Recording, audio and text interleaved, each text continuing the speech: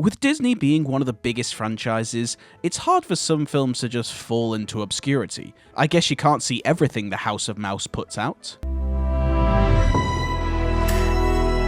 Well, I guess maybe you can now. But the society surrounding films has always intrigued me. Like saying you haven't seen The Lion King would be considered strange, but saying you haven't seen The Great Mouse Detective is pretty understandable. But that's the film I want to talk about today, and is it as good as people remember it? I don't think I've ever had a conversation about this movie, and no wonder. It came out during the dark age of Disney, and probably the most popular out of all these movies is most likely Oliver & Company. I'm going to be talking about its characters, story, and overall, what made this film drop from everyone's radar? Like a lot of the movies of this era, they weren't perceived as incredibly well at the time, although this film was probably the most well received, even though I do think Oliver & Company is the best out of all of them. Perfect isn't easy. But considering Disney were known for taking classic books and adapting them, these four are probably some of the more niche ones, I would say. Like, they already proved that the formula worked with grim fairy stories, but what about Charles Dickens, Lloyd Alexander,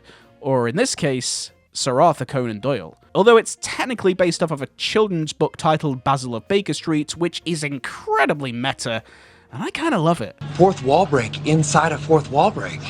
That's like 16 walls. So today I'm here to talk about Disney's The Great Mouse Detective, and is it as good as we remember it?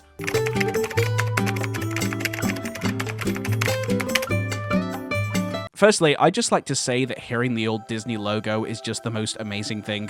Don't get me wrong, the new one is good, but there's just something about this original logo that just feels simpler, and hearing it is incredibly nostalgic for me. Seeing an animal adaptation of a storybook isn't new to Disney. If anything, they're kind of masters of it at this point, which I'd love to see them return to this format, as we haven't had an animal-led Disney film since 2011's Winnie the Pooh. God, that's really sad. Sorry, I really love cats. What I love about this story is not only its animal adaptation of human characters, but they still exist in this world. We see Sherlock Holmes and Watson during small moments of the film. This isn't just a funny joke, but it also makes use of some really clever cinematography, panning the camera up to a human point of view and slowly getting smaller as we get smaller to a mouse's point of view. It's so clever. Also, can we talk about how cute Dr. Dawson is during his first scene with Olivia? He's giving her a handkerchief and overall just being a really nice and friendly character. He's so lovely, even though he's technically a stranger to this child. Remember kids, only trust strangers if they're British. Or they're mice. That is total bollocks. We then get introduced to Basil, who is this film's version of Sherlock Holmes, and I love how he's basically the same character but without all the nastiness and seriousness of the original character. If you've seen any version of Sherlock Holmes, while he is an amazing character, he's also a bit of an asshole. The thrill of the chase, the blood pumping through your veins, just the two of us against the rest of the world. Basil, however...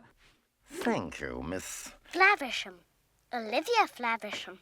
Yeah, whatever. Well, he's still a bit of an asshole. But he's a little bit lighter. His hilarious distaste for Olivia and how he always calls her by a wrong name is just incredibly funny. It's like he still has Sherlock's cold-hearted personality, but enough heart to stop him from being an awful person. If anything, he's just someone who works in hospitality and hates children and occasionally has to serve one. Oh god, he's me. Basil's personality is one of the more funnier-led characters in a Disney film. Like his human counterpart, due to his eccentric personality, Basil really stands out from other Disney leads. And like Sherlock Holmes has his nemesis Moriarty, Basil has Ratigan, who I now see the hype surrounding this guy. Oh, I love it when I'm nasty. Ratigan is probably one of the gayest and most hilariously entertaining villains ever. He is the biggest queen, and I love it. They could have easily done a truly evil and scary character with Ratigan, really being closer to how Moriarty is in the original material. But Ratigan is just one big over-the-top queen, and I'm there for it, girl. I know his sexuality isn't officially stated, but come on. This guy is here and queer, and I love it. But seriously, Ratigan is such a fun villain. His flamboyant personality to the way he dresses is just a ton of fun. His song, while it isn't the catchiest Disney song ever, serves him well as this pub drinking song as everyone toasts to how much they love him. The fact that he sings a song just for Basil as he leaves him in the most over-the-top trap ever makes for some of the most out-of-this-world humor ever. Hey there guys, just a quick second. If you're still here, that probably means you're enjoying the video, and I'm not massive here on YouTube, and I want this to be my full-time job. A lot of people are always surprised at how small my channel is. I'm just over 2,000 subscribers, and I want this to be my full-time job. Sharing this with your friends, leaving a comment on the video, and just generally subscribing really goes a long way for me, so I really do appreciate it if you can. Anyway, let's get back to the video.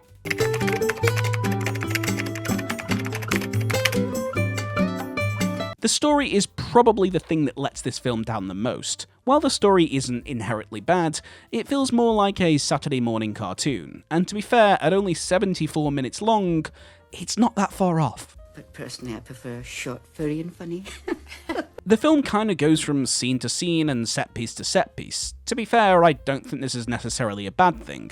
Considering the film's original source material, a film like this isn't trying to be grand. The characters aren't going through an emotional turmoil or learning valuable lessons along the way. It's a Sherlock Holmes tale, if you will, with an adventure against good and evil. See what I did there? Tale.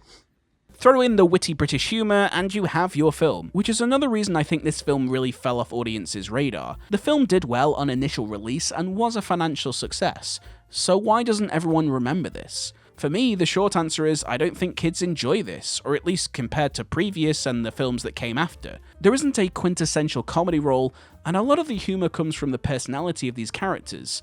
And there are only 3 musical numbers in this movie. The film feels a lot more mature than your classic Disney princess story. Even one of its musical numbers is this song, Let Me Be Good to You. Hey, fellas, there's nothing I won't do. Yep, that's right, Disney did it again. They made an animal sexy. Jesus, no wonder our generation turned out to be furries. Why did we need to see a burlesque stripper mouse? I mean, I'm fine with it, but no wonder kids didn't exactly latch onto this movie. The film is infinitely darker and more mature in every way. Aside from the showgirl mice, we have smoking, guns, and in favour of jokes, we have characters with personality to carry the movie. I'm not here to say this is a bad thing. For me, it makes the film more interesting, but from a kid's point of view, it's kinda boring. Looking at this film makes me think that modern Disney films could really learn from this formula to be more original in their storytelling. Not every film has to have a joke every 10 minutes, and by writing interesting characters, they can make your movie way more interesting.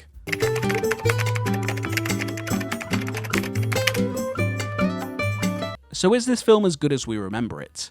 I think it's even better. I actually wanted to do a video on this film years ago, as I'd never seen it before. This is the second time I've watched it, but I just couldn't find anything to really talk about. The film upon your first watch doesn't really feel like a Disney film. It's not the most emotional film, the songs are fairly tame, and the story is a pretty basic adventure, but when you look past its simplicity, you realize how unique it is. The best parts come from these vibrant characters that classic Disney films really used to do a lot. Seeing a mouse version of Sherlock Holmes with his witty intellect and hilarious line delivery is just a joy to watch, and Ratigan is this over-the-top operatic villain who just steals every scene he's in. Oh, this is wicked. So delightfully wicked. The film is sadly kind of forgotten. It's so unique from other Disney movies that it kind of became lost within itself. It came out during the dark age of Disney, just before the Renaissance period took over, but it's not old enough to be the classic Disney like Cinderella or Peter Pan. It's the middle child. Even between the films that came out with it, people remember The Black Cauldron because of how much of a bomb it was, and Oliver and Company was this loud, bombastic film with a huge soundtrack. While this film isn't the most incredible animated movie, it stands out amongst the Disney catalogue for its unique characters and brilliant take on a classic book. So after all that, it's getting my professional rating of 7 out of 10. And my personal rating of 8 out of 10. Just a fun movie with fantastic performances and great characters filled with great personalities. Thank you as always for watching. Don't forget to like and subscribe to the channel as I do weekly videos on animation films and projects. You can get your merch with the link in the description. Join the Discord group, that way you can get early access to videos and suggest future ones as well. I appreciate the support as always, guys. Let me know in the comments what you thought of this film. You're the best as always, and I'll see you all in the next one.